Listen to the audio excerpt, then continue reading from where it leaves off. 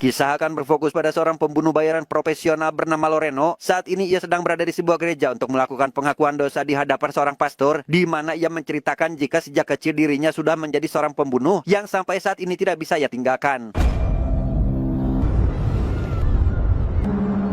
Mendengar cerita Loreno yang semakin kesini semakin kesana, pastor begitu terkejut ketika Loreno ternyata mengetahui nama aslinya, sehingga ia yang ketakutan pun bertanya-tanya siapa sebenarnya si Loreno ini. You know what this is, Father? Dan ya, pastor mulai sadar jika saat ini ia sedang dalam bahaya. Loreno ternyata datang bukan untuk melakukan pengakuan dosa, melainkan ditugaskan oleh seseorang untuk menghabisinya.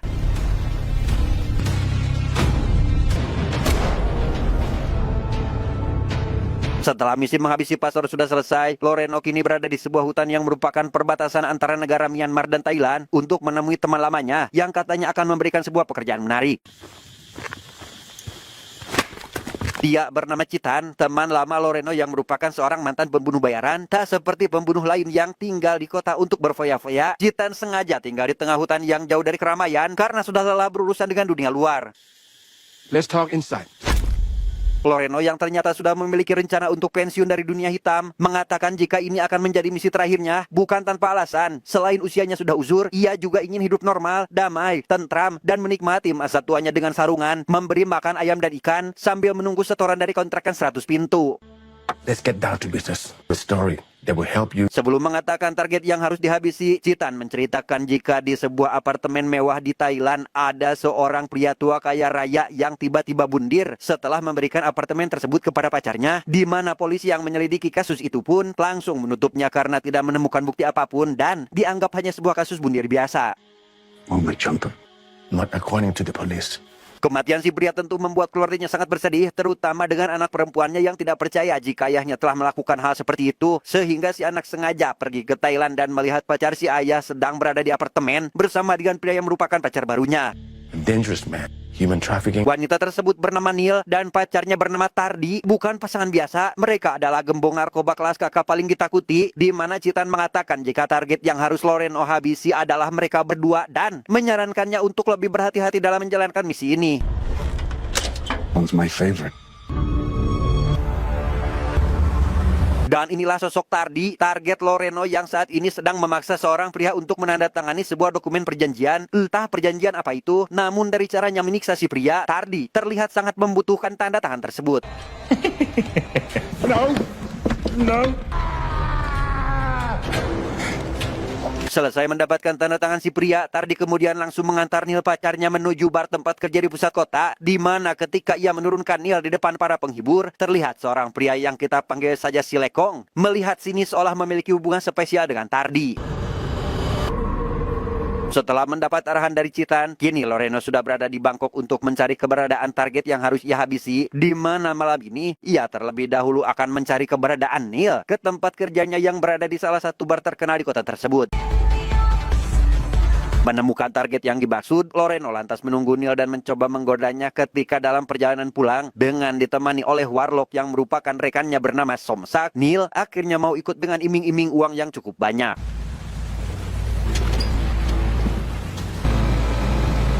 Tak tahu jika ternyata mereka sedang diikuti, Loreno membawa Neil ke dalam sebuah rumah untuk ia eksekusi di sana. Namun tak diduga, Neil malah curhat terkait anaknya yang masih kecil, sehingga hal itu mengganggu pikiran Loreno dan memutuskan untuk menunda pengeksekusian tanpa sadar jika foto Neil terjatuh dari saku jaketnya.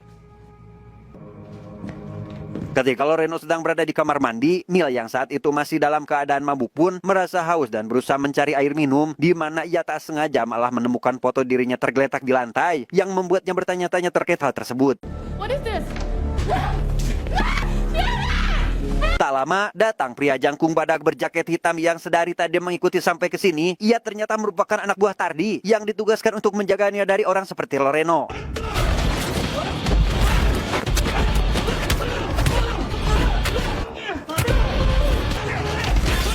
Meski terluka parah, si pria ternyata sangat kuat hingga masih bisa berdiri dan membuat Loreno harus menunjukkan kuda-kuda andalannya sehingga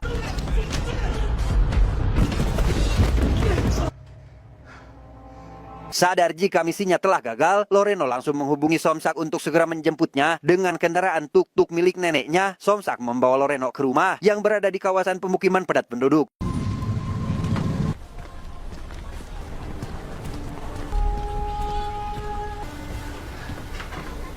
Melihat keadaan Loreno terluka cukup parah, Somsak lantas menanyakan apa yang sebenarnya telah terjadi, di mana ia yang mendengar jikanya telah berhasil kabur pun sangat terkejut sekaligus khawatir karena kemungkinan mereka akan mendapat masalah besar. Di sisi lain, Neil yang saat itu sudah berada di markas langsung diinterogasi Tardi untuk mengungkap siapa pria yang sudah berani melakukan hal tersebut, di mana ia dan tangan kanannya bernama Bijan. Sangat khawatir jika orang itu adalah polisi, namun dari caranya bertindak bahkan sampai menghabisi salah satu anak buah terbaiknya, Tardi pun langsung bertindak dengan memerintahkan Bijan untuk segera mencari informasi.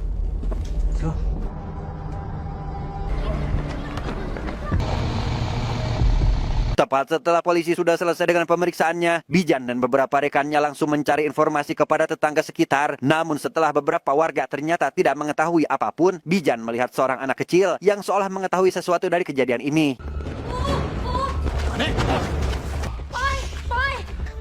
หนูบอกพี่มาได้นะหนูไม่ต้องกลัวหนูบอกพี่มาได้เลย Dengan iming-iming hadiah, Bijan akhirnya berhasil membujuk si anak dan mendapatkan sebuah informasi berupa foto, di mana foto tersebut memperlihatkan wajah seorang supir tuk-tuk yang membantu Loreno menjalankan aksinya.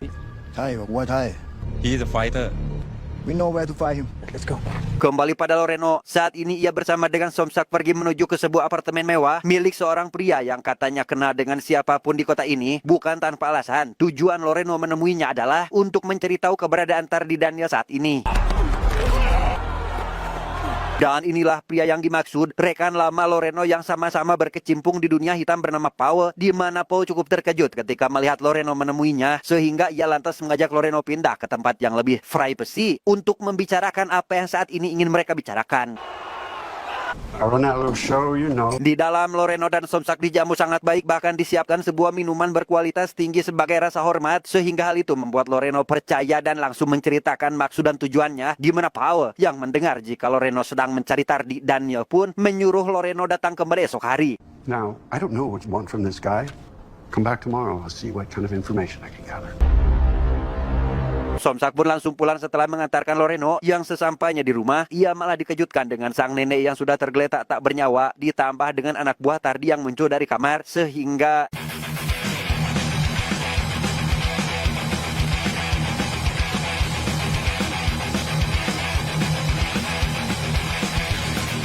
selesai mengalahkan mereka, Somsak harus kembali bertarung dengan anak buah Tardi yang baru datang dan sementara anak buahnya sibuk bertarung, Tardi sendiri sibuk dengan pacarnya bermain pedang. Layaknya pria keren pada umumnya, Tardi pun langsung pergi setelah membayar biaya servisnya. Disinilah Tardi sekarang, ia langsung menginterogasi Somsak yang sudah tertanggap oleh Bijan dan kawan-kawan. Namun karena Somsak tak memberikan informasi apapun kepadanya, Tardi pun harus terus menyiksanya sampai Somsak tak sadarkan diri.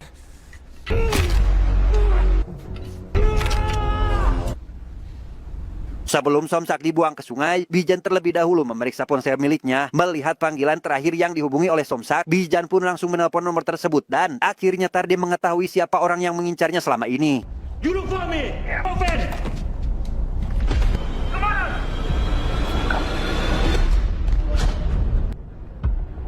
Setelah itu, Bijan dan kawan-kawan membawa Somsak ke sebuah sungai, kemudian melemparkannya. Saat itu juga, Somsak yang ternyata masih bisa menyelamatkan diri pun segera pergi menemui Loreno di penginapannya.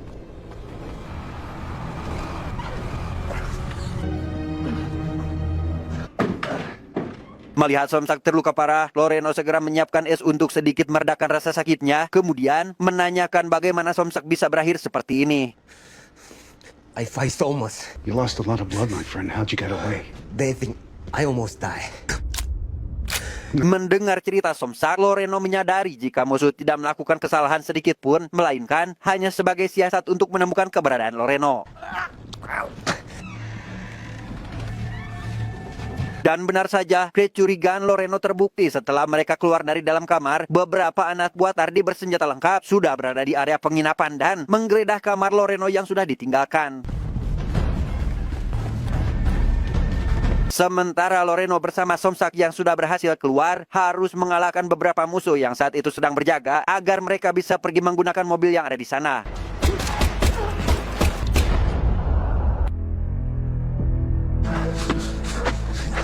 Dengan keadaan Somsak yang sudah kehabisan banyak darah, Loreno terlihat sangat khawatir dan segera membawanya ke suatu tempat. Alih-alih membawa Somsak ke rumah sakit, ia malah menemui Paul dan meminta tolong kepadanya untuk memanggilkan dokter.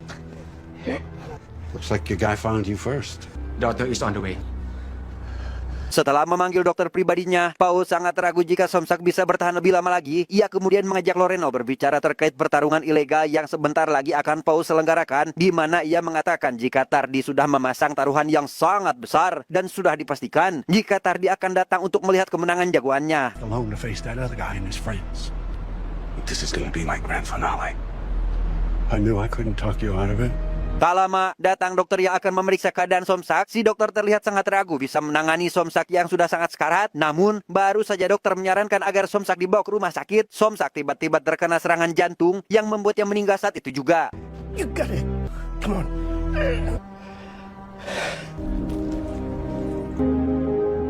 Singkat cerita, esok hari pun tiba. Loreno sengaja mengundang Citan untuk menemuinya di Bangkok, bukan tanpa alasan. Selain untuk membalaskan kematian Somsak, Loreno juga membicarakan terkait misi yang semakin rumit dan harus melibatkan Paul, yang notabene adalah rekan Citan sewaktu dulu masih menjadi pembunuh bayaran.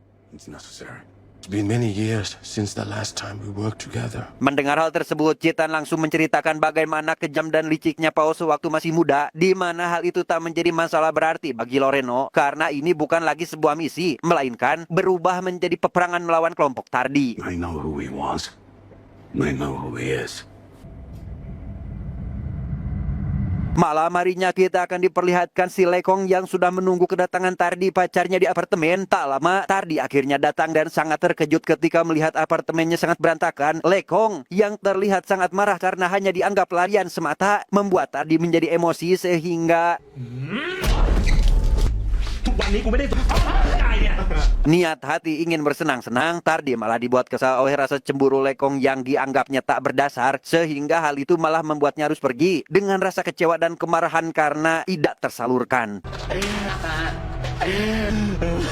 Sementara itu, Loreno membawa Citan ke apartemen milik Paul untuk mempertemukan mereka berdua, bukan tanpa alasan. Hal itu agar Paul mengetahui jika orang yang sedang bekerja sama dengan Loreno adalah Citan, yang merupakan teman lama Paul. Location's called the ditch. How is the security there? Tak hanya itu, Loreno dan Citan juga sengaja menemui Paul untuk meminta informasi terkait lokasi pertarungan yang akan dihadiri oleh Tardi, di mana mereka merasa tenang setelah mendengar jika lokasi tersebut memiliki keamanan yang cukup mudah untuk dilewati. Namun Paul mengingatkan agar mereka tidak mengacaukan acaranya dan boleh melakukan pergerakan apabila pertarungan sudah selesai. Dan tibalah waktu di mana pertarungan ilegal tersebut dimulai. Semua penjudi dari kalangan menengah hingga atas hadir dalam acara tersebut, termasuk Tardi yang ternyata sudah kenal dekat dengan Paul pun mengajaknya pergi ke bar. Namun Paul menolak dengan alasan usianya sudah tidak muda lagi. Sesuai arahan Paul, Loreno dan Citan kini sedang menuju gedung tempat pertarungan berlangsung. Dengan ditemani oleh salah satu anak buah Paul, mereka memaksa masuk ke dalam gedung dan harus menghadapi para penjaga yang menghadang mereka.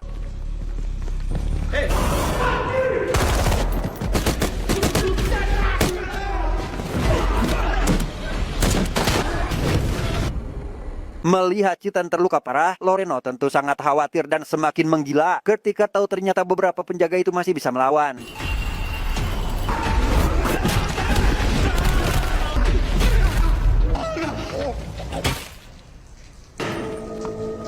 Selesai dengan para penjaga, Loreno yang harus berjalan sambil memapah Citan pun sangat terkejut ketika melihat lokasi pertarungan sudah sepi. Hanya ada seorang petugas kebersihan yang memberitahu mereka jika pertarungan sudah selesai sekitar 2 jam lalu.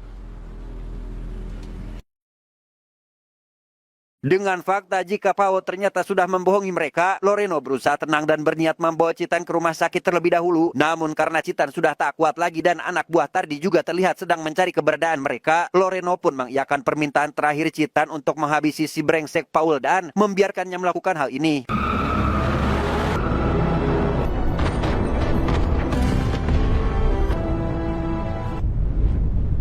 Berkat pengorbanan Citan, Loreno bisa lolos dan kini sudah berada di kediaman Paul, di mana hal itu membuat Paul sangat terkejut karena mengira Loreno dan Citan sudah tewas, sehingga ia hanya bisa pasrah dan mengikuti apa yang diinginkan oleh Loreno. Yeah. So did you. Go ahead.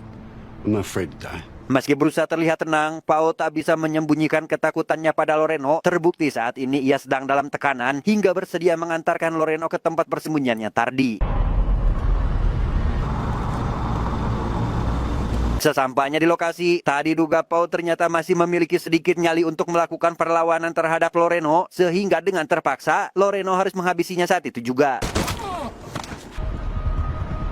Di dalam, Loreno tak sengaja berpapasan dengan Bijan yang saat itu hendak akan keluar, sehingga Bijan yang tak pernah melihat Loreno sekalipun langsung tahu dari sorot matanya jika Loreno adalah musuh yang selama ini mengincarnya.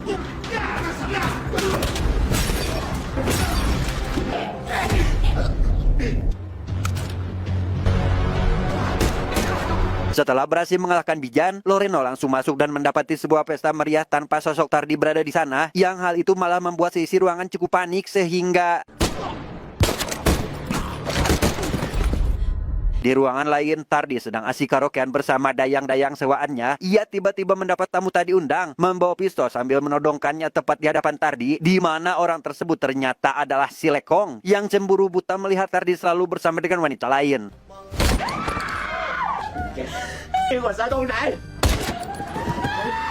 Dan ya, setelah Loreno menghabisi si Lekong tanpa ampun, ia yang melihat Tardi sudah terluka pun langsung menghabisinya bersama dengan Neil yang kebetulan juga sedang berada di sana menemani Tardi.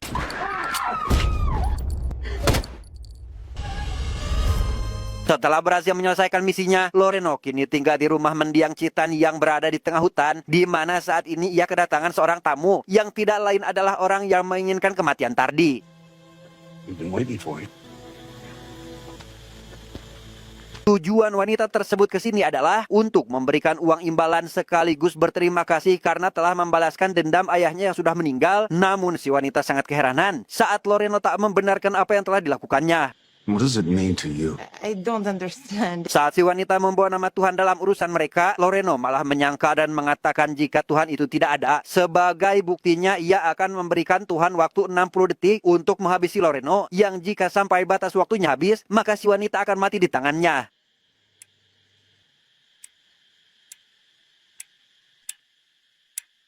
Entah apa yang terjadi pada wanita itu, siang harinya Loreno pergi ke hutan untuk menikmati keanekaragaman hewan mamalia atau yang menyusui dan papalia yang tidak menyusui. Tapi tiba-tiba, Loreno seketika tumbang setelah seorang anak yang sedang belajar berburu dengan ayahnya tak sengaja menembak Loreno tepat di bagian kepalanya. Tamat ending yang sangat melorenokan.